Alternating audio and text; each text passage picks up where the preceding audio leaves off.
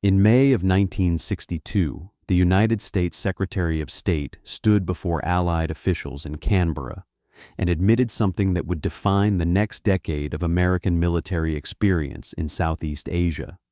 Dean Rusk acknowledged without diplomatic softening that the most powerful armed force in human history knew almost nothing about jungle warfare. The admission was not a minor concession. It was an institutional confession delivered at the highest level of government that pointed directly to a gap no amount of additional funding, equipment, or personnel could close quickly, because the gap was not material, but doctrinal. It would echo through every American patrol that crashed through Vietnamese vegetation for the next 13 years, through every ambush that materialized from jungle that had appeared empty, through every body count that failed to add up to the victory it was supposed to represent. Australia heard that admission and responded not with sympathy, but with 30 soldiers, a doctrine refined over 20 years, and a standard of movement through dense vegetation that the Viet Cong would eventually find more frightening than anything the Americans brought to the war. Before we go further in the comments, tell us which you think matters more in jungle warfare: firepower or patience. The answer the Australians gave might change how you think about modern military operations entirely. The admission Rusk made in 1962 did not emerge from nowhere. It reflected a genuine and consequential gap between two allied nations that had spent the previous 2 decades preparing for fundamentally different kinds of war. The United States military had oriented itself toward the European theater, toward conventional confrontation with Soviet armor across the plains of Germany, toward the application of overwhelming industrial firepower that had validated itself from Normandy through Korea. The American way of war emphasized mass speed and the destruction of enemy forces through superior resources applied decisively at critical points. It had worked against Germany. It had worked at substantial cost against North Korea and China. It was the military inheritance of a nation whose recent wars had been won by exactly these methods, and there was no compelling reason within American strategic culture to abandon an approach that had produced victory within living memory. Australia had spent the same 2 decades building something entirely different. The foundation was laid not in planning documents or theoretical doctrine, but in the jungles of New Guinea between 1942 and 1945, where Australian soldiers learned through direct and often catastrophic experience what it meant to fight an enemy who understood jungle terrain as an operational environment rather than an obstacle to movement. The Japanese Imperial Army in New Guinea was not simply a well-equipped conventional force operating in difficult terrain. It was a military organization that had studied jungle warfare systematically since the 1930s and had developed doctrine specifically for the movement, concealment, and sustainment of forces in environments that Western armies had largely ignored. Japanese infantry on the Kokoda Track and at Milne Bay moved through terrain that Australian commanders initially considered impassable with a speed and silence that produced tactical surprise repeatedly in the campaign opening months. Countering that capability required that Australian soldiers abandon assumptions about what jungle permitted and develop through painful experience a completely different relationship with the environment. The soldier who survived in New Guinea was the one who learned to read the jungle rather than fight against it, to treat sound discipline as a survival skill rather than a training inconvenience, and to understand that the terrain that slowed movement also concealed it. Defeating it demanded that Australian soldiers develop countervailing expertise rather than simply applying more firepower. The lessons extracted from that experience were preserved, refined, and institutionalized at the Jungle Warfare Training Center, established at Canberra in Queensland in 1942. The center occupied terrain deliberately chosen to replicate the demands of tropical jungle operations including steep ridgelines, dense scrub, and creek crossings that combined physical exhaustion with the navigational complexity actual operations presented. The course was not designed to produce comfort with the jungle. It was designed to produce competence within it, by exposing soldiers repeatedly to conditions that stripped away the instinctive preferences for open ground, clear sightlines, and quick movement that training in temperate environments produced. Graduates left Canberra understanding that the jungle was not an obstacle to be crossed, but an environment to be inhabited, and that the soldier who understood it better than his enemy possessed an advantage that no amount of additional firepower could replicate. Unlike the American approach to military education, which treated jungle warfare as a specialized skill for specialized units, the Australian Army treated it as a foundational competency that every soldier deploying to Southeast Asia would possess before leaving Australian soil. During the Vietnam era, 10,000 soldiers per year rotated through Canberra, demanding 3-week course-absorbing doctrine that had been tested in actual combat and refined through 2 decades of continuous development. The instructors were not theorists. They were veterans whose knowledge had been purchased in the currency the jungle demanded. The Malayan Emergency, which lasted from 1948 through 1960, deepened this knowledge in ways that made Australian forces uniquely prepared for the kind of war Vietnam would turn out to be. The emergency was a communist insurgency fought in dense jungle against guerrillas who understood the terrain intimately and relied on their environmental advantage to compensate for inferior firepower.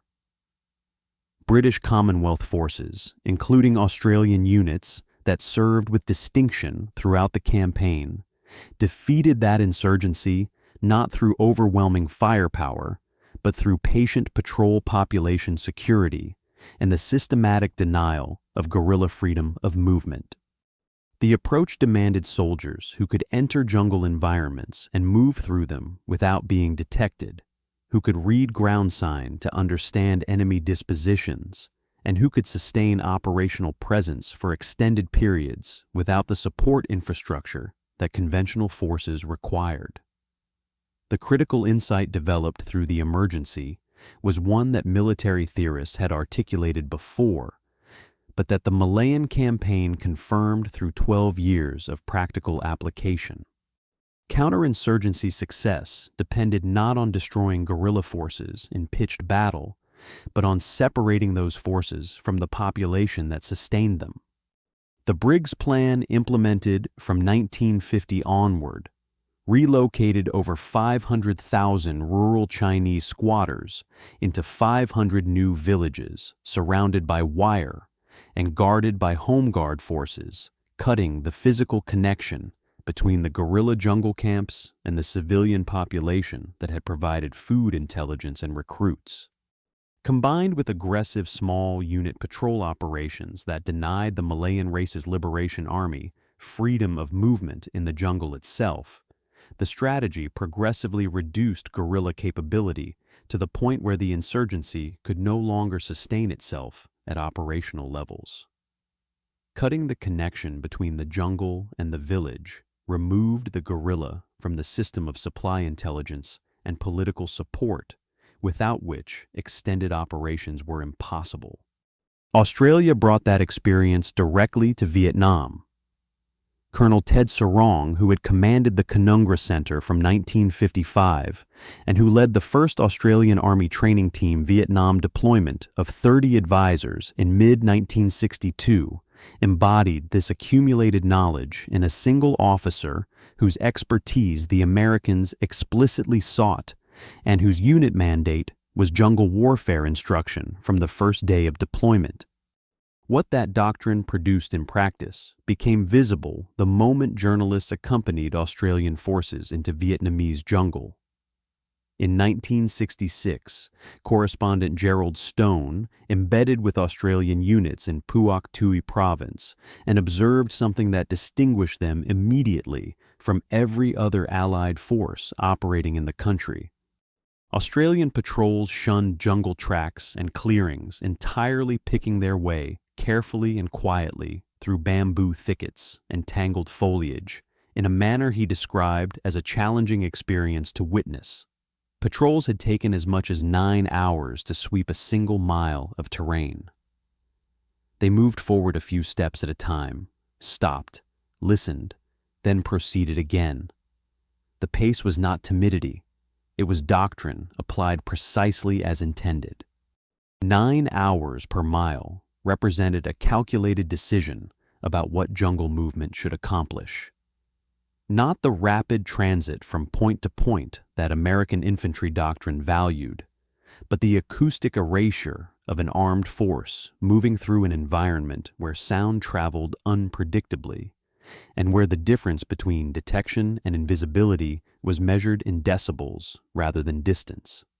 At that pace, a patrol became a listening instrument as much as a movement element, its members processing environmental information at a rate that faster movement made impossible. The techniques that produced this result drew on an inheritance that extended beyond formal military training. Australian soldiers had worked with Aboriginal trackers during operations in northern Australia, and the Malayan emergency, absorbing skills in reading ground sign, and moving silently through dense vegetation that represented accumulated knowledge developed over generations. These methods transferred directly to Vietnam jungles. A trained Australian patrol could identify foot traffic on jungle trails, from disturbances invisible to untrained eyes, compressed vegetation that had not fully recovered soil displacement, inconsistent with animal movement, the freshness of broken branches determined by the degree of oxidation at the break. They could estimate how recently enemy forces had passed, how many personnel were involved, which direction they were heading, and whether the movement pattern suggested a base camp, a supply route, or a transit corridor. Every piece of equipment was taped or secured to eliminate metallic sound. No fires were lit. No fixed positions were established that might be identified through pattern analysis of repeated occupation. The patrol left as little trace of its passage as the jungle itself permitted. The Viet Cong understood what they were facing before they could articulate exactly why it was different. One former Viet Cong leader, later quoted in academic analysis of the campaign, provided an assessment that no Australian after-action report could have matched for directness. Worse than the Americans were the Australians, he stated. The American style was to hit then call for planes and artillery, allowing guerrilla forces to break contact and disappear before the firepower arrived. The Australians were more patient, better at ambushes, and preferred to stay with their enemy rather than summon the planes. We were more afraid of their style. The Communist East Zone Command eventually issued orders forbidding its units from ambushing Australian units without explicit command permission, an extraordinary acknowledgement that Australian patrol methods had made opportunistic engagement against them more dangerous than the tactical situation warranted. The enemy who had fought the French, who had developed guerrilla doctrine through decades of continuous armed struggle, formally recognized that these particular soldiers operated by different rules, and that those rules created an asymmetry that required explicit countermeasures at the command level rather than individual tactical adjustment. This was the force that arrived in Phuoc Tuy province in the spring and early summer of 1966. The first Australian task force began establishing itself at Nui Dat from April through June of that year, and the identity it brought with it was already fundamentally distinct from any other Allied formation operating in South Vietnam. Brigadier Oliver David Jackson commanded the task force during its establishment period from April 1966 through March 1967. Born in London in 1919, Jackson had graduated from the Royal Military College Duntroon in 1939 and served throughout the Second World War in the Middle East and New Guinea. He was commissioned into the infantry and spent the decade following the war in progressively more demanding command and staff appointments that took him through regimental duty battalion command and joint planning roles at the Army level. Jackson brought to Phuoc Tuy not just professional credentials, but a specific temperament that shaped every significant operational decision during the establishment period. He was not a commander who sought the dramatic engagement or the high visibility operation that generated recognition. His orientation was systematic rather than spectacular, an approach that expressed itself in the methodical way he established the task force, boundary cleared the immediate threat to Nui Dat, and set conditions for the long-term campaign before committing forces to the province, wide operations that would define the subsequent years. By 1966, he was the only officer to have commanded all 3 original battalions of the Royal Australian Regiment, a distinction that reflected both exceptional professional competence and a career shaped by exactly the operational environments Vietnam would demand. His posting as Australian military attaché in Washington from 1963 to 1965 had given him direct knowledge of American military culture, its assumptions, its strengths, and its limitations. Jackson arrived in Vietnam, understanding both sides of the doctrinal gap he was about to navigate. The force Jackson commanded numbered 7,000 personnel at initial deployment, organized around 2 infantry battalions supplemented by artillery armored personnel, carriers, engineers, and logistics elements. New Zealand contributed artillery batteries and infantry companies that integrated into combined Anzac formations, reflecting the military partnership the 2 nations had maintained through every major conflict of the 20th century. From December 1967 onward, a squadron of Centurion tanks reinforced the ground combat capability, providing options for operations requiring heavy firepower and direct protection for infantry in terrain where the absence of armor had previously exposed dismounted forces to ambush from prepared positions. The Centurion at 52 tons was not a vehicle optimized for tropical jungle, but its 105mm main gun and thick armor provided a combination of firepower and protection that changed the tactical calculus for any Viet Cong commander considering a prepared engagement against Australian infantry. The task force occupied a tactical area of responsibility measuring approximately 1,000 square miles, giving each battalion and supporting element a density of coverage that the much larger American force spread across all of South Vietnam could never approach in any single province. The Special Air Service Regiment deployed 1 squadron on rotating year-long tours with each of the 3 Sabre squadrons serving twice before the final withdrawal in October 1971.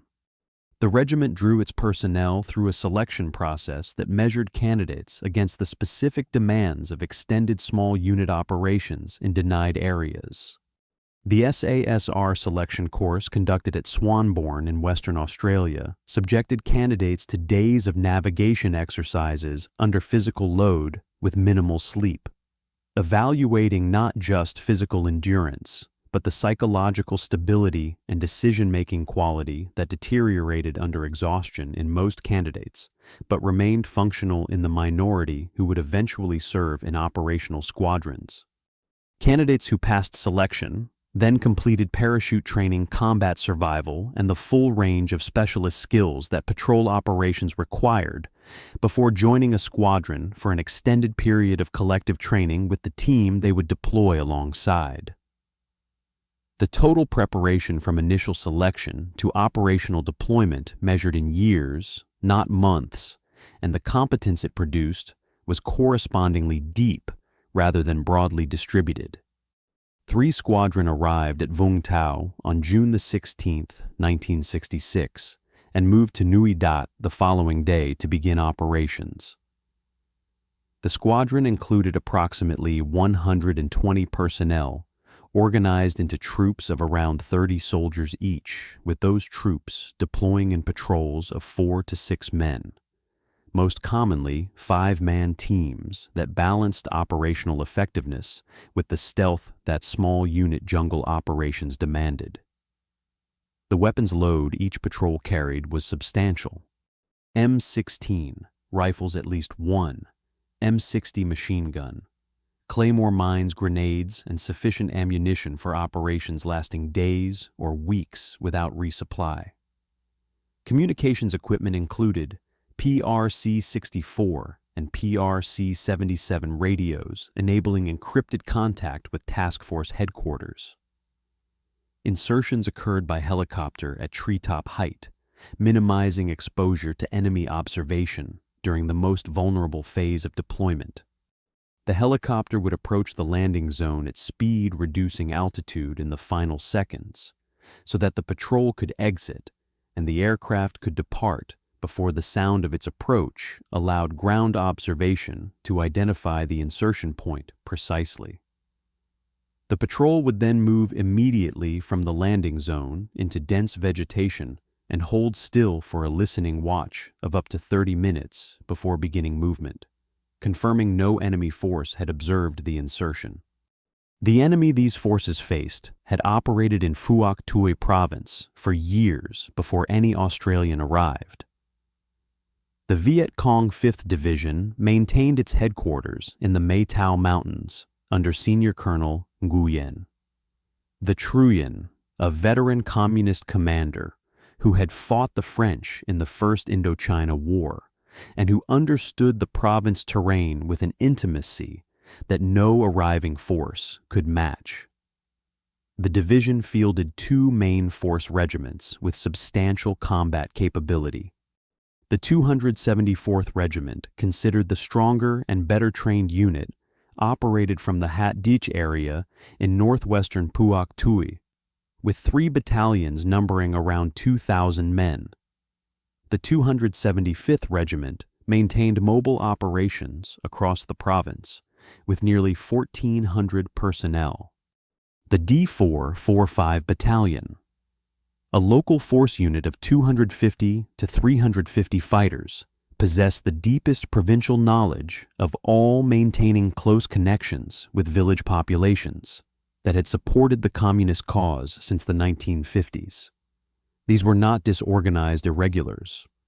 They were experienced, well-led forces embedded in terrain they had occupied for longer than most of Jackson's soldiers had been in uniform, and commanded by officers whose careers had been shaped entirely by the demands of insurgent warfare in exactly this environment.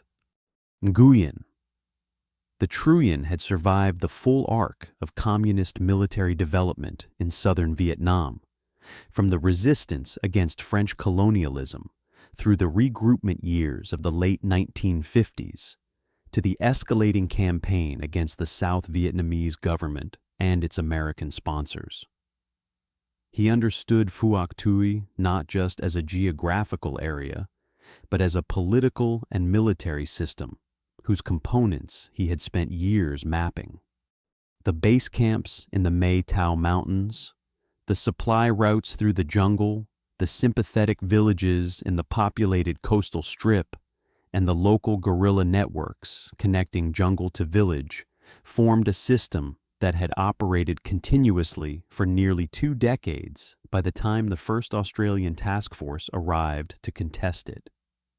Disrupting that system, rather than simply defeating its military components, was the operational challenge that would define the campaign for the next 5 years. Jackson's first challenge before any patrol left the wire was securing the immediate ground around Nui Dat. The villages of Long Tan and Long Phuoc, both within a few kilometers of the proposed base site, had served as Viet Cong strongholds for years, their populations providing the intelligence supplies and cover that sustained guerrilla operations throughout the surrounding area. With the agreement of the province, Chief Jackson ordered the forced resettlement of villagers and their livestock to other locations including Dat Do Long Dien and Hoa Long. The decision addressed an immediate security requirement, removing the intelligence network that would have reported every Australian movement to enemy commanders within hours, while simultaneously creating political damage that Viet Cong propaganda exploited for years afterward. Removing people from land their families had worked for generations without adequate compensation was not a neutral act. The displaced villagers became a source of resentment that communist cadres channeled effectively, and the decision remained controversial among historians of the campaign. Yet from the perspective of Viet Cong commanders in the Maytao Mountains, the loss of these revolutionary villages represented a provocation that demanded a response demonstrating their continued relevance in the province. That response came on the night of August the 16th through 17th, 1966, when Viet Cong forces opened a mortar and recoilless rifle bombardment of the Australian base from positions approximately 2 kilometers east of the perimeter. Australian counter-battery fire forced them to cease after inflicting some casualties, but the attack had announced that the Viet Cong 5th Division considered the new occupants of Nui Dat a target rather than a deterrent. The following morning, D Company of the 6th Battalion Royal Australian Regiment departed to locate the firing positions and determine the withdrawal direction taken by the attacking force. On August the 18th, moving through the rubber plantation near Long Tan, the company encountered something no patrol intelligence had anticipated. A Viet Cong force of regimental strength in prepared positions waiting. What followed tested everything Australian doctrine claimed about small unit resilience under extreme conditions. D Company, comprising 105 soldiers and 3 attached New Zealand artillerymen, found itself engaged with a force estimated at 20 times its size in prepared ground that the enemy had chosen and occupied in advance. The monsoon was at its heaviest, reducing visibility to meters and turning the red clay soil of the plantation to deep mud that made every movement an effort of will. The rubber trees provided partial concealment, but no protection, and the weight of fire from Viet Cong positions was sustained and accurate. For hours, D Company held its ground through a combination of tactical discipline, effective use of supporting artillery from the New Zealand 161st Battery, and the kind of unit cohesion that years of training together produced. The company commander, Major Harry Smith, directed the defense from a position that had no safe ground to offer, and his control of the engagement under conditions that would have justified withdrawal reflected a professional standard that would be studied in military academies for decades. The artillery support that sustained the company through the afternoon and into the evening represented the other half of the combined arms equation that Australian doctrine emphasized.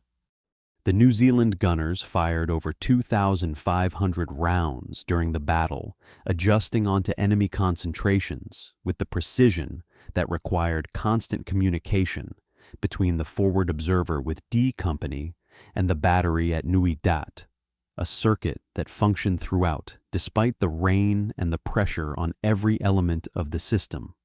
When armored personnel carriers finally arrived carrying reinforcements through the rain and darkness, the tactical balance shifted decisively.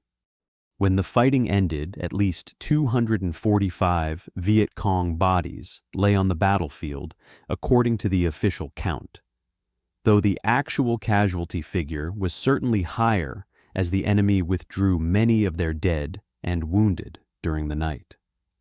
18 Australians had been killed and 24 wounded. The Battle of Long Tan established something beyond tactical dominance. It demonstrated that Australian infantry, properly supported by artillery and armor, could defeat numerically superior Viet Cong forces, even when those forces held prepared positions and chose the time and location of engagement. The Viet Cong 5th Division, though it retained significant capability, never again mounted a direct assault on the task force base at Nui Dat. The psychological impact on both sides proved as lasting as the tactical result. Australian confidence in their ability to prevail in direct combat was confirmed through exactly the kind of crucible that doctrine could describe, but only battle could validate. The Viet Cong confidence in their ability to overrun the base was shattered by casualties suffered against a force they had outnumbered by every measure that should have mattered. Yet that confirmation of combat effectiveness did not translate automatically into control over the province. The Viet Cong adapted with the flexibility that years of guerrilla experience provided. They avoided direct confrontation wherever the tactical balance did not clearly favor them, reverted to movement through the countryside, at night maintained their base camps in remote areas beyond effective artillery range from Nui Dat, and preserved their connections to sympathetic villages throughout the province.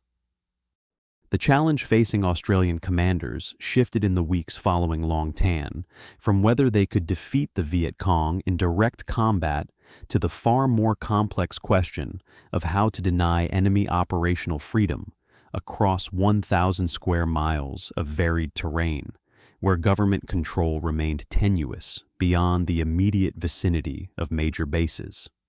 This challenge would shape Australian operations for the next 5 years, and produce the tactical innovations that made the Phuoc Tuoy campaign something studied by military institutions worldwide, decades after the last patrol returned. The instrument through which those innovations were developed and applied was the Special Air Service Regiment, whose operational methods in Vietnam represented the fullest expression of everything Australian jungle warfare doctrine had been building toward since 1942. The Viet Cong named them Ma Rung Phantoms of the Jungle, and the designation reflected something more precise than enemy hyperbole. It reflected direct operational experience of forces that could occupy the same jungle as the Viet Cong, observe their movements, map their patterns, and then disappear before any response could be organized. The name was earned through consistent documented behavior that made detection the exception rather than the rule across hundreds of patrols conducted over 5 years of continuous operations. The patrol mechanics that produced this reputation operated according to principles that differed from conventional infantry doctrine at every level of execution. 5-man teams inserted by helicopter at treetop height into areas where they would operate for 10 days or more, move through their assigned areas at rates that would have seemed incomprehensible to standard infantry units. When operating near suspected enemy positions, daily movement measured in hundreds of meters rather than kilometers, the pace dictated not by terrain difficulty, but by the noise standards that invisibility required. Communication within the patrol was conducted through hand signals developed over months of training together, whispered only when no alternative existed, never spoken at conversational volume, regardless of apparent isolation. No cooking fires were lit at any point during the patrol. No permanent positions were established that might be identified through pattern analysis of repeated occupation. The patrol left as little trace of its passage as the jungle itself permitted, and the men who conducted these operations spent months developing the skill and discipline this standard demanded before they were considered ready to apply it against an enemy who possessed genuine expertise in the same environment. The intelligence this method produced was qualitatively different from anything conventional reconnaissance could provide. A trained SASR patrol could identify foot traffic on jungle trails from disturbances invisible to untrained eyes, compressed vegetation that had not fully recovered the freshness of broken branches, determined by oxidation at the break soil displacement, inconsistent with animal movement. They could estimate how recently enemy forces had passed, how many personnel were involved, and whether the movement pattern suggested a base camp, a supply route, or a transit corridor. This accumulated intelligence transmitted through encrypted radio communications to task force headquarters, where analysts compiled it into comprehensive pattern assessments, provided the foundation for every major conventional operation conducted in the province. The five-man patrol that never fired a shot provided information that made the infantry battalion engagement 10 days later surgically precise rather than randomly destructive. Over the course of the campaign, the intelligence picture assembled from SASR reporting allowed task force planners to identify the location of base camps that no other collection method had confirmed the routes through which supplies moved from the Maytao Mountains to forward positions and the timing patterns of guerrilla movement that made ambush operations against them viable rather than speculative. A conventional battalion moving through jungle on a search and destroy operation destroyed only what it could find and contact only what it stumbled across. An SASR patrol operating over 10 days in the same area built a three-dimensional picture of enemy presence that guided subsequent operations with a precision the conventional force alone could never achieve. The intelligence and operations relationship was recursive rather than sequential, each patrol adding detail that refined targeting, which produced contact reports that corrected the intelligence picture, which improved the next patrol briefing. The system compounded its own effectiveness over time in a way that episodic operations targeting random grid squares could not replicate regardless of the firepower applied. Major Reginald Beasley took command of 3 Squadron for its second tour beginning in February 1969, bringing a command philosophy that clarified what the SASR operational purpose actually was. Beasley arrived to find kills boards erected in the squadron area, physical displays tracking enemy casualties that earlier tours had maintained as measures of unit effectiveness. He removed them. The decision was deliberate, and the reasoning was explicit. The SASR mission was intelligence gathering, and any emphasis on body count as a measure of success would subtly and inevitably pressure patrol commanders toward contact when their value lay precisely in avoiding it. A patrol that initiated engagement generated casualties, but also compromised its position, required extraction, and produced an intelligence gap in the area it could no longer cover. A patrol that observed without engaging could continue reporting on enemy movements for days, providing information that would eventually guide larger forces to more decisive outcomes than the patrol itself could achieve.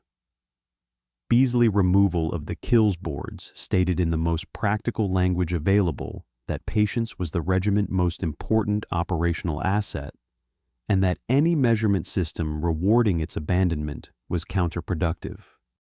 The decision reflected an understanding of organizational behavior as much as tactical doctrine. Measurement systems shape behavior as reliably as orders do, and Beasley recognized that the kills boards were silently issuing orders that contradicted the squadron explicit mission.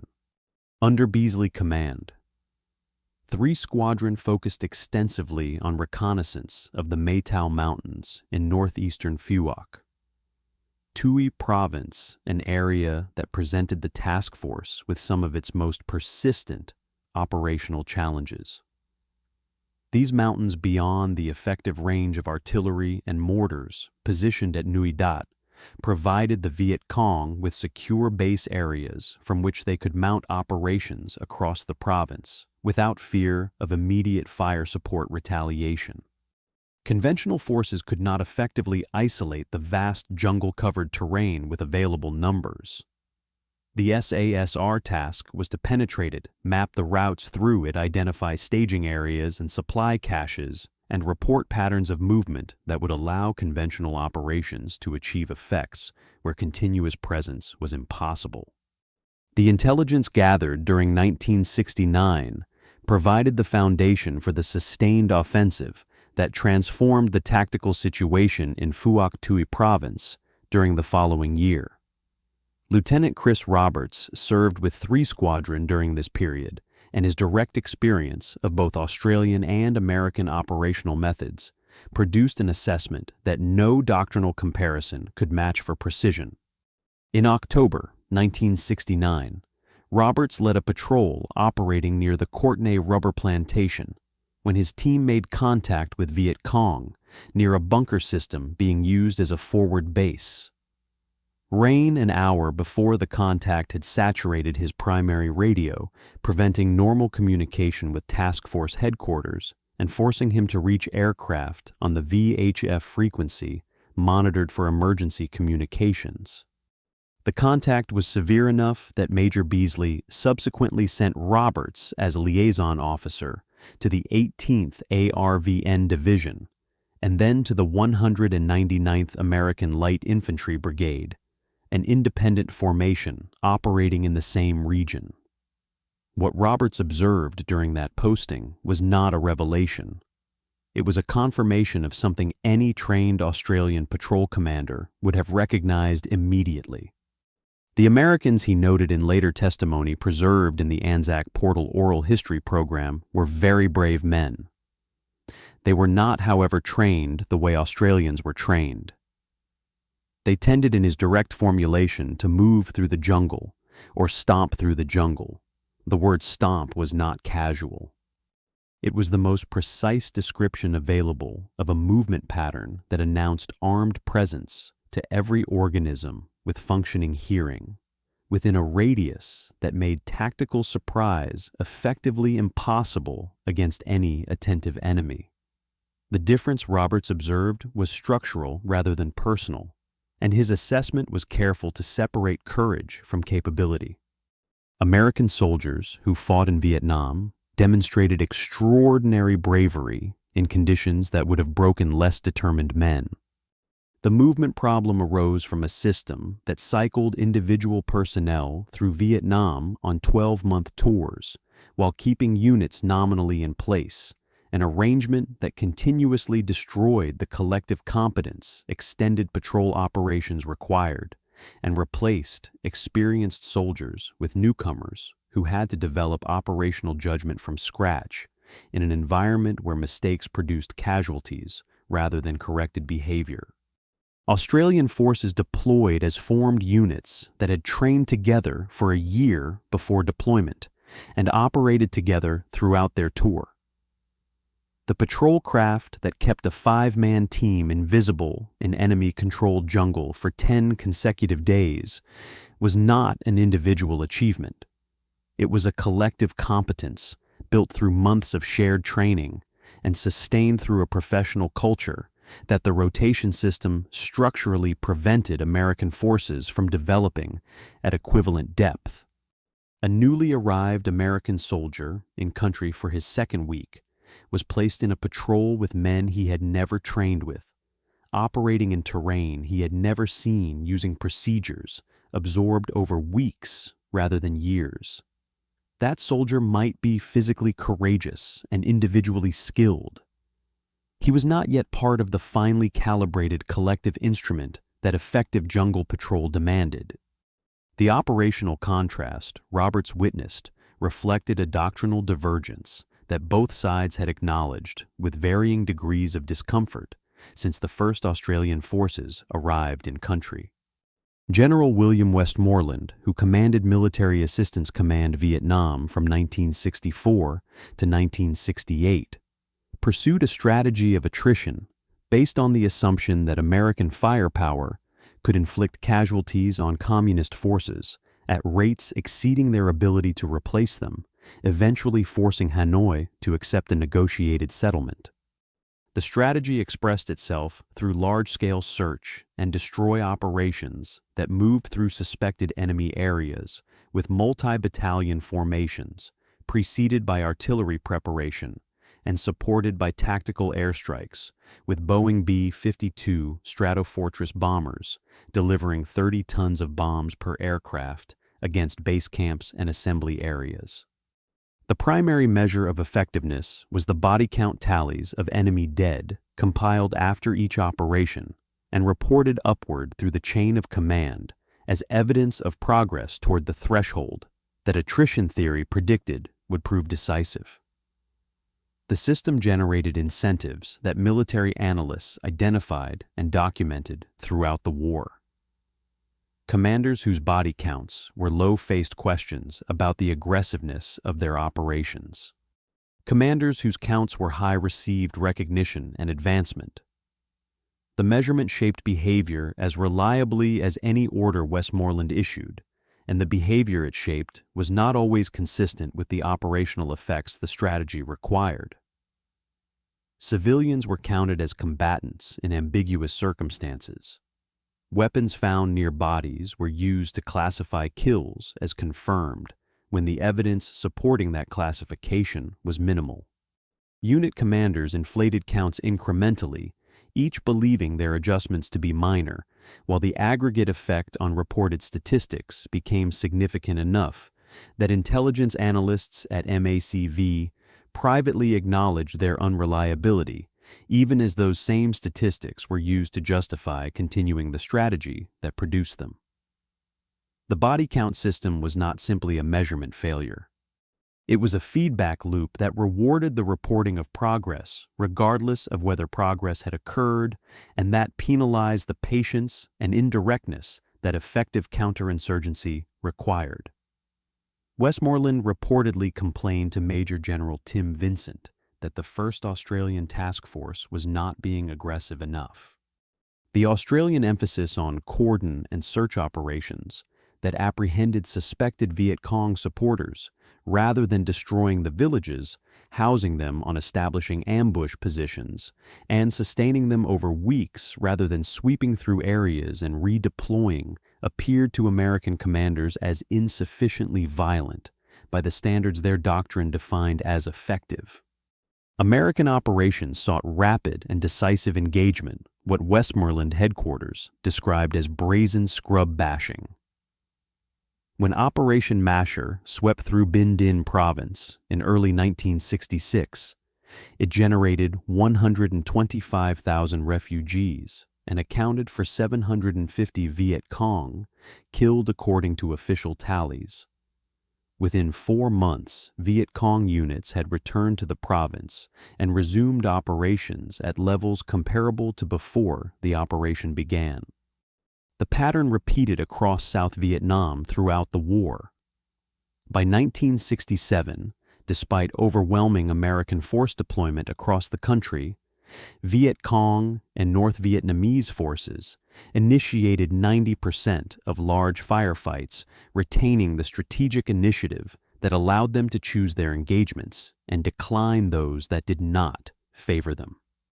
The gap between what American forces could achieve through firepower and what counterinsurgency required produced a formal training response when Westmoreland directed the establishment of the MACV Recondo School at Nha Trang on September 15, 1966, 4 years after the first Australian advisors had arrived in Vietnam, specifically to provide the instruction that school was now organized to deliver. The school 3-week course covered reconnaissance techniques, patrolling weapons, familiarization, immediate action drills, and concluded with an actual combat patrol as the final examination. Over 4 years, 5,626 soldiers from all Allied nations attended, with 3,515 graduating. 18 Australians attended as students. Australian SAS personnel served as instructors with the SASR, also providing instructors to the Long-Range Reconnaissance Patrol Wing at the AATTV-operated Van Keep Training Center in Phuoc Tuy Province from 1967 onward. The direction of expertise was not ambiguous. When American soldiers trained alongside Commonwealth instructors at the British JungleWarfare School in Malaya, the opening address reportedly shocked many of them. They were told that the problem with the American Army was that it was more focused on rank than knowledge, and that by the time their training was complete, they would feel more at home in the jungle than the North Vietnamese themselves. Yet even the most rigorous training programs operated against constraints that limited their effect on the broader American effort. Senior American commanders who visited Phuoc Tuy and observed the task force operations acknowledged what they saw. Several requested detailed briefings from Jackson and his successors on the doctrinal foundations of village denial operations and on the intelligence systems that made sustained ambush targeting possible. The problem was never recognition. Recognition of what worked in one province did not solve the problem of applying it across a country 30 times larger, with forces whose preparation and rotation policies made the critical enabling conditions unavailable at the scale where they would have changed the overall trajectory of the war. Understanding the gap was not the same as being able to close it. The soldiers who graduated from Recondo School or trained with Commonwealth instructors represented a fraction of the 500,000 American personnel deployed in Vietnam at peak strength in 1968 and 1969. American commanders faced responsibility for security across all of South Vietnam, an area measuring tens of thousands of square miles, against which Phuoc Tuy, 1,000 square miles, represented a contained experiment rather than a scalable model. Achieving equivalent coverage nationally would have required troop levels that exceeded what any sustainable mobilization could produce. The training pipeline producing SASR patrol teams, selection specialized courses, months of collective preparation before operational deployment could not be compressed to meet the throughput that theater-wide operations demanded. The Australian volunteer who had completed rigorous selection and trained for over a year, and the conscripted American infantryman completing a 12-month tour after basic training, represented different systems shaped by different purposes. Command structures impose their own constraints on adaptation, even where individual commanders recognize the value of different approaches. The battalion commander who established patient ambush corridors around sympathetic villages faced questions from division headquarters about modest casualty figures, when the logic of village denial produced effects that body counts could not capture and performance systems were not designed to reward. The sustained offensive that the 1st Australian Task Force mounted from September of 1969 through April of 1970 drew on 4 years of accumulated intelligence and operational experience to apply pressure across Phuoc Tuy province at a tempo and comprehensiveness that previous campaigns had not achieved. The conceptual foundation was straightforward. Previous operations had moved through the province sequentially clearing one area and then shifting attention elsewhere, allowing Viet Cong forces in the cleared areas to recover and resume operations before the next sweep arrived. The sustained offensive instead maintained simultaneous pressure across all areas, denying the recovery intervals that sequential operations had inadvertently provided. Task force planners used the SASR intelligence picture to identify which Viet Cong elements were most critical to the provincial network, and directed multiple battalion operations against those elements concurrently rather than in rotation. Brigades that had previously operated independently in assigned subsectors coordinated their timing to deny the Viet Cong the option of withdrawing from one contact to regroup in an area not currently under pressure. Multiple battalions conducted simultaneous operations designed to maintain continuous contact with Viet Cong units across the province, denying them the rest and recovery periods that previous operational patterns had inadvertently provided. The cumulative effect differed fundamentally from anything episodic operations had produced. Viet Cong units that had operated throughout the province for years found themselves unable to maintain base camps under persistent harassment from Australian patrols. Supply lines became unreliable as forces interdicted movement along routes the enemy had used without serious challenge for years. By April of 1970, The bulk of main force Viet Cong and North Vietnamese units had withdrawn from the province to recuperate in Long Con, or deeper jungle beyond Australian operational reach. The withdrawal created a vulnerability that Australian commanders identified immediately. Viet Cong forces pushed out of Phuoc Tue still required food, medical supplies, and ammunition to sustain any operational capability for an eventual return. These resources could come only from sympathetic villages within the province, where communist supporters had maintained supply networks since the early 1960s.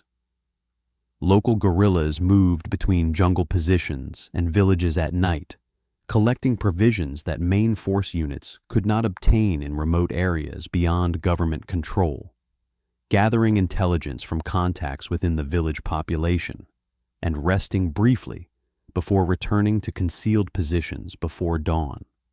The system had functioned reliably because the villages providing supplies did so willingly, because the guerrillas knew every trail and timing that allowed movement without detection, and because previous Australian operations, however effective in direct combat, had not specifically and continuously targeted the routes connecting jungle bases to village networks. The sustained offensive disrupted this by forcing main force units out of the province and placing local guerrilla elements under persistent pressure that depleted food stocks faster than normal resupply cycles could replace them. With stocks running critically low, guerrillas had no choice but to visit sympathetic villages every 3 to 5 days, regardless of risk-creating movement patterns that were both necessary and predictable. Intelligence officers analyzing reports from SASR patrols recognized that this predictability created an opportunity fundamentally different from anything previous operations had generated. The necessity of regular resupply meant that Viet Cong forces could not simply avoid Australian patrols indefinitely, as they had done successfully during conventional sweeps that moved through an area and then redeployed elsewhere. They had to move towards specific locations on schedules dictated by biological necessity rather than tactical choice. Analysis of the movement patterns indicated that enemy activity peaked at approximately 8 in the evening, as supply parties entered villages to begin collection, with a secondary peak in the pre-dawn hours between 4 and 5 in the morning, as they departed to return to jungle positions before daylight. Operation Phoi Hop, conducted from April the 7th through the 18th of 1970, implemented the operational concept this analysis produced. The 8th Battalion Royal Australian Regiment established ambush positions on approach routes to 4 target villages, Hoa Long Api, Sui Nghe Duc Mai, and Bien Ba, where intelligence indicated significant Viet Cong supply activity. Infantry companies maintained those positions continuously throughout the operation rather than conducting brief sweeps through the area. The objective stated explicitly in operation orders was to deny enemy access into the villages rather than to maximize casualties through large engagements. On April the 18th, the operation concluded with a cordon and search of Ap Bac hamlet within Hoa Long village to apprehend suspects and gather intelligence that would refine subsequent operations. The ambush positions were established according to procedures refined through years of operations and tested by the specific challenges jungle ambush imposed. Soldiers occupied covered positions along likely approach routes, trails and paths, offering concealed movement and therefore preferred by supply parties. Fields of fire were cleared quietly to allow unobstructed shooting when enemy forces entered the kill zone without revealing the ambush through obvious vegetation disturbance. Claymore mines, each containing 700 steel balls behind a curved explosive charge, were positioned to cover the kill zone from multiple angles, ensuring the initial triggering produced immediate and comprehensive effects across the entire zone. The M60 machine gun was positioned to provide sustained fire preventing enemy forces from recovering from the initial shock of engagement. The waiting, which could extend across multiple nights without contact, imposed demands on soldier endurance that went beyond what any training range could fully replicate. Men lay in position through tropical darkness, maintaining silence that prohibited movement above the most carefully controlled minimum, managing the exhaustion that accumulated across days of sustained alertness in heat and humidity that turned minor cuts septic within days and rotted equipment within weeks. Dennis Mitchell, who served with both 2 Squadron and 3 Squadron SASR from November 1968 through September 1969, described the physical reality of this operational tempo in interviews preserved for historical record. The heat in Vietnam operated differently from Australian heat, despite similar thermometer readings, he noted. Humidity levels that remained above 80% even at night made 36 degrees Celsius a different experience from the same temperature in Australia, drier climate. Men lost condition faster than they could replace it on operational rations. Minor abrasions became infected within 48 hours, if not treated with the antiseptic that every patrol member carried as a basic survival item. The tents at Nui Dat had deteriorated badly over years of occupation, many rotting in persistent damp and providing inadequate protection from monsoon rain that made the wet season a sustained physical ordeal layered on top of operational pressures. When Mitchell completed his final tour and returned to Australia, only 36 hours separated his extraction from a contact situation under fire from his arrival in Sydney as a civilian. The psychological adjustment demanded by that transition from hypervigilance to ordinary life, without any decompression period in between, was itself a dimension of the war cost that casualty statistics did not record. Operation Phoi Hop concluded with 11 enemy killed and no Australian casualties. The Australian operational assessment stated simply that the aim of the operation was achieved. The distinction between this evaluation and how American headquarters would have assessed identical results reveals more about the difference in approach than any tactical comparison could provide. The aim had been to deny enemy access into the villages, not to maximize casualties through large engagements. The 11 killed demonstrated that Viet Cong forces attempting to infiltrate supply parties faced consequences that made continued attempts unsustainable at those casualty rates. The absence of Australian casualties confirmed the positions had been correctly sighted, and the discipline of maintaining concealment through multiple nights had held.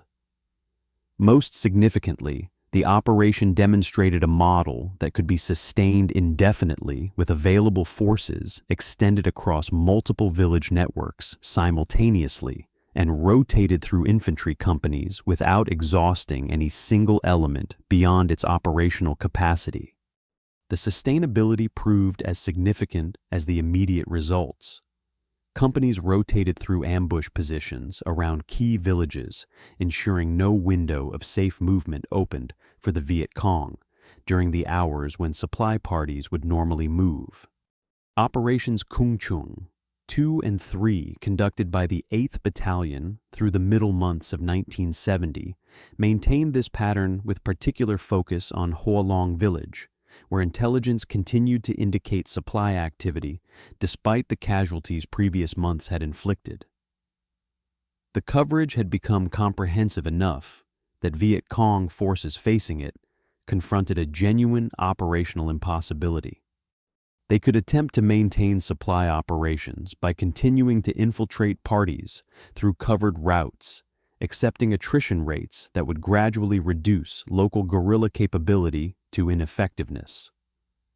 Or they could suspend operations, accepting that forces depending on village resources would lose combat capability without a shot being fired against them. Neither option preserved the operational status that Viet Cong forces in Phuoc Tuy had maintained for a decade. On August the 12th, 1978. Platoon of C Company 8th Battalion occupied an ambush position near Hoa Long, based on intelligence that 4 months of continuous operations had refined to a precision unavailable at the campaign beginning. In the early morning hours, a Viet Cong party departing Hoa Long after completing a supply collection walked into the kill zone. 9 were killed in an engagement lasting minutes. 5 were captured. The prisoners provided intelligence about enemy dispositions and intentions that guided operations in the weeks that followed. The success of that ambush, examined in isolation, appeared unremarkable. 9 killed, 5 captured, no Australian casualties, duration measured in minutes. Examined in context, it represented the operational endpoint of a systematic process that had progressively eliminated every alternative the Viet Cong possessed for sustaining forces in the province. The guerrillas who died that morning had not approached Hoa Long from carelessness. They had approached because biological necessity left them no other choice, and because every route they might have used carried the same lethal coverage as the one they chose. The cumulative effects of the sustained ambush campaign registered across multiple indicators simultaneously. Enemy-initiated contacts throughout Phuoc Thi province collapsed to near zero levels. The mining and booby trap effort that had previously accounted for significant Australian casualties ceased as Viet Cong forces lost the ability to safely emplace devices along routes Australian forces used for movement without risking detection by the ambush network that now covered the province approaches. Intelligence assessments concluded that the enemy maintained only token military presence within Phuoc Thi, with main force units unable to operate effectively. Highway 15. The main route running through the province between Saigon and Vung Tau opened to unescorted civilian traffic for the first time in years. The province that had required constant military pressure to prevent from becoming a Viet Cong operational base had, through systematic and sustained counterinsurgency, been effectively cleared of the capability that had defined it since the early 1960s. On August the 18th, 1971, Australian Prime Minister William McMahon announced that the 1st Australian Task Force would cease operations in October and commence withdrawal.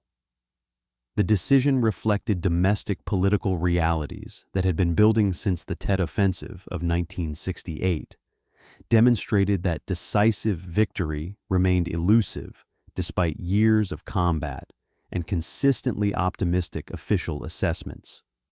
The military situation in Phuoc Thi province, which by any objective measure had improved dramatically over the previous 2 years, provided no protection against political forces that had rendered the commitment untenable.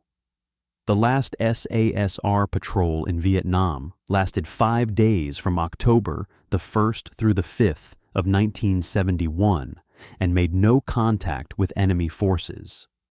The province that had required 5 years of continuous pressure to control ended. 2 squadron service with 5 days of silence. 580 men had served across 6 squadron tours over those 5 years. They had conducted nearly 1,200 patrols covering the length and breadth of Phuoc Thi province and extending into adjacent provinces when operations required it. In 298 contacts with Viet Cong forces, they had accounted for 492 confirmed enemy, killed 106, possibly killed 47 wounded, and 11 prisoners captured. Their own losses totaled 1 soldier killed in action, 1 who died of wounds after extraction to Australia, 3 killed in accidents, 1 missing in action, whose remains would not be recovered until August of 2008, and 1 death from illness. 28 men were wounded during operations. The ratio of enemy casualties to SASR casualties exceeded 30 to 1, the highest recorded by any unit that served in the Vietnam War on any side, a figure that reflected both the tactical competence of SASR personnel and the operational discipline of a doctrine that engaged the enemy only when circumstances favored the patrol decisively. Yet when Australian forces withdrew, the Army of the Republic of Vietnam was unable to maintain the control that sustained pressure had established. The continuous ambush operations that had denied Viet Cong forces access to village supply networks required the professional competence unit cohesion and command culture that had made Australian operations effective qualities that could not be transmitted through training programs to forces whose foundations were different at every structural level. Local guerrilla forces that had been reduced to token presence gradually returned to villages as ARVN units failed to sustain the pattern of comprehensive coverage. The 18th ARVN Division, which inherited responsibility for Phuoc Tuy, lacked the long-range reconnaissance capability to replicate SASR pattern assessment, and without that intelligence foundation, the ambush operations that had produced such decisive effects became reactive rather than systematic. The connection between intelligence collection and operational execution that the SASR had maintained through its patrol reporting system required not just trained soldiers, but a command structure that understood how to process patrol intelligence and translate it into targeting within hours rather than days. Building that system had taken the 1st Australian Task Force years of continuous refinement. The ARVN units that replaced them had neither the time nor the institutional foundation to replicate it. The province reverted, as did much of South Vietnam, when the framework that had sustained the Allied effort collapsed with the final North Vietnamese offensive in 1975. Everything the ambush corridors had achieved: supply routes, denied approach paths, covered guerrilla networks severed from their support base, dissipated when the forces capable of maintaining coverage departed, and those inheriting the responsibility proved unable to replicate what had produced it. The contrast between tactical success and strategic failure in Vietnam has occupied military historians and doctrine writers in the decades since, and the Australian experience in Phuoc Tuy province holds a specific place in that analysis. The SASR operational record. Nearly 1,200 patrols, a casualty ratio exceeding 30-1. The systematic denial of enemy operational freedom across an entire province through intelligence led operations represents one of the most thoroughly documented demonstrations in modern military history of what professional small unit forces can achieve when properly employed against an insurgent enemy in terrain that should favor the insurgency. Academic study of the campaign has confirmed that Australian forces achieved favorable contact outcomes 9 times out of 10 when engaging Viet Cong forces. The village ambush operations of 1969 and 1970 produced measurable and lasting effects on enemy capability that large-scale search and destroy missions had not achieved, despite consuming far greater resources. The documents that record this achievement are preserved in the Australian War Memorial in Canberra, in declassified operational files that provide a level of detail rare in military archival collections. They record patrol reports in which 5-man teams describe 10 days of movement through enemy-controlled jungle in language that is precise, economical, and entirely free of the dramatic embellishment that retrospective accounts often add. The men who conducted these operations wrote about them the way professionals describe skilled technical work because that is what it was. The gap between those reports and the body count tallies submitted from American headquarters in the same period is not just a gap between 2 different measurement systems. It is a gap between two different conceptions of what military force was supposed to accomplish in Vietnam and how success in that accomplishment should be understood. Modern special operations doctrine reflects this experience in ways that practitioners sometimes recognize without tracing the lineage. Small reconnaissance teams operating for extended periods without resupply trace their procedures directly to SASR patrol methods developed in Phuoc Tuy. The intelligence operations cycle, reconnaissance, identifying enemy patterns, precision targeting of critical vulnerabilities, systematic repetition, appears throughout contemporary counterinsurgency doctrine across multiple service branches and national forces. The United States Army Special Forces doctrine that shaped operations in Afghanistan and Iraq from 2001 onward drew extensively on Commonwealth experience in counterinsurgency, including the Malayan and Vietnam campaigns explicitly studied at the John F. Kennedy Special Warfare Center and School at Fort Bragg.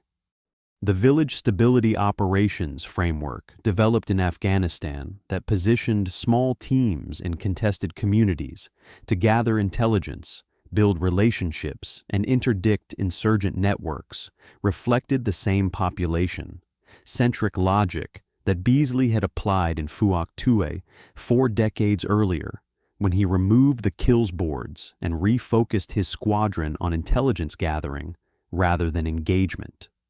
Night operations, once conducted sparingly because of their difficulty, became standard across special operations forces, partly because the Australians demonstrated comprehensively what properly trained soldiers could accomplish when darkness provided operational advantage rather than obstacle. The principle that small, well-trained forces operating with precise intelligence consistently outperform larger forces relying on firepower in counterinsurgency environments has been validated repeatedly in subsequent decades in conflicts where the conditions of Vietnam recurred in different geographies.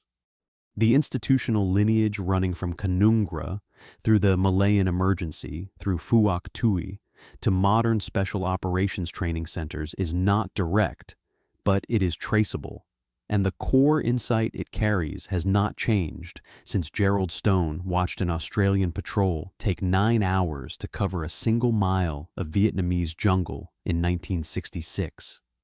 The admission Dean Rusk made in Canberra in May of 1962 was accurate, consequential, and ultimately never fully remedied at the scale the American effort required. The Australians who heard it spent the next decade demonstrating what remedying it actually demanded: not resources, not technology, not superior firepower, but the willingness to move slowly enough to listen, to wait long enough to understand, and to act only when the conditions created by discipline rather than aggression made the outcome reliable. The province they controlled was cleared. The war was lost regardless. Both truths belong to the complete account of what happened in Vietnam, and neither cancels the other. Military force creates conditions. It cannot substitute for the political legitimacy, governing capacity, and popular will that determine whether those conditions endure after the force departs. The Australians who moved through Phuoc Tuy jungle at 9 hours per mile understood their part of this equation with exceptional clarity and executed it with exceptional skill. The soldiers who lay motionless through tropical nights waiting for supply parties that might not come for days, who moved through enemy-controlled jungle for 10 days without speaking above a whisper, and who built over 5 years a picture of the province so detailed that the patterns of enemy movement became as predictable as tide tables, understood something about the relationship between patience and operational effectiveness that no amount of additional firepower could replace or replicate. That it proved insufficient to change the strategic outcome reflects not on their competence, but on the limits that apply to military operations in every conflict where the fundamental questions are political rather than tactical. The lesson they taught about walking quietly through a jungle has outlasted the war in which they taught it. The lesson about what walking quietly can and cannot ultimately accomplish has proven equally enduring. Every special operations force today that trains its soldiers to become invisible in hostile terrain rather than simply to overpower it is drawing on an inheritance that runs through Phuoc Tuy province and through the 9-hour miles that Gerald Stone watched in 1966. The phantoms of the jungle left something behind them when they came home. What aspect of the Australian approach do you think modern militaries have best absorbed, and what have they forgotten? Tell us in the comments below and subscribe for more military history.